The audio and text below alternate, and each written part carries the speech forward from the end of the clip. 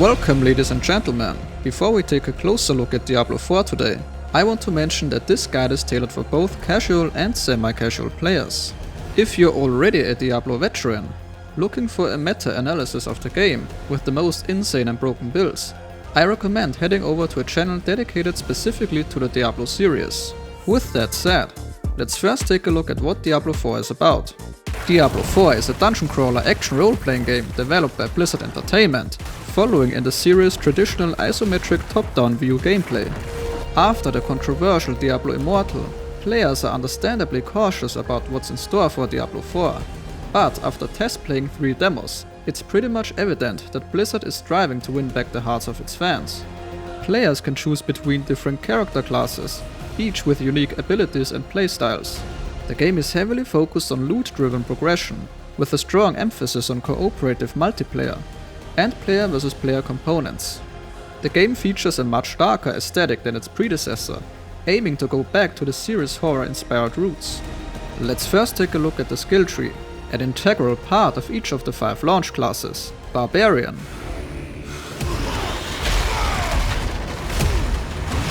Sorcerer, Druid, Rogue, and Necromancer. As you progress and level up, you are awarded with ability points. These points can be utilized to unlock new skills and abilities within your character's class-specific skill tree. The tree is sectioned into different categories. Initially, you'll focus on your primary skills, the ones associated with your left mouse button attacks that don't deplete any mana or energy.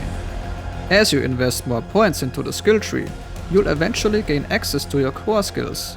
These are your fundamental abilities that use your resources, followed by the defensive skills and the like.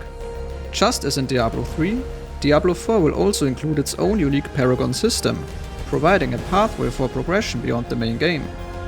The intricacies of the new Paragon system are more advanced, complex and exciting than in Diablo 3, requiring a separate video for a detailed explanation. But here's a broad view of how it works. Once your character hits level 50, every subsequent level up rewards you with 4 Paragon points. With the game's maximum level being 100, you have the opportunity to amass up to 200 Paragon points. You can utilize these points via the Paragon board, an interface that employs digital tiles to offer precise enhancements and personalized tweaks to your character.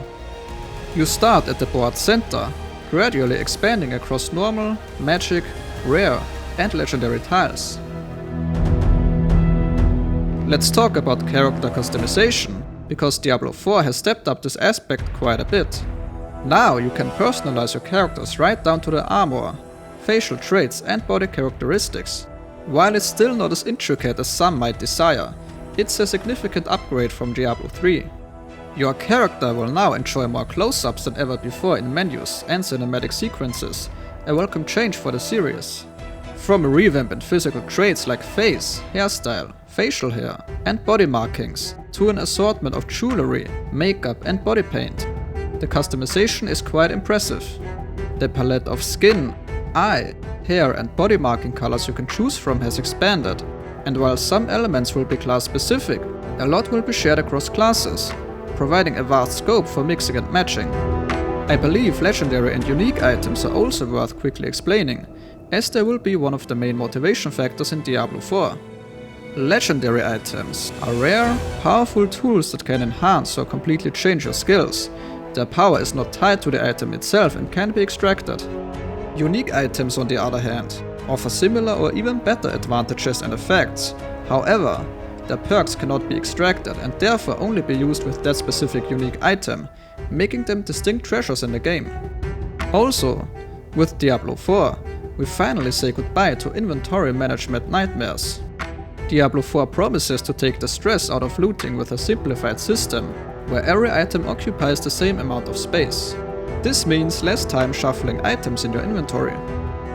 Taking a look at the geography of Diablo 4, the game is now open world consisting of 5 diverse regions. The beauty is in the freedom. You dictate your journey across this expansive landscape. And guess what? You get a horse to navigate through this very world, a feature that was very well received in Elden Ring. You can also customize your horse with a variety of unlockable cosmetics. One surprise is the absence of a map overlay, a staple in action RPG games. Currently there are no plans to include a transparent map overlay, so your in-game navigation will depend on the minimap and the full-screen world map. Now, when it comes to endgame activities, Diablo IV isn't holding back. There is Nightmare Dungeons, which are upgraded dungeons of dungeons you've already found. Hell Tides are region-wide events that occur randomly in the open world and last for about an hour. They increase enemy difficulty but also offer better loot.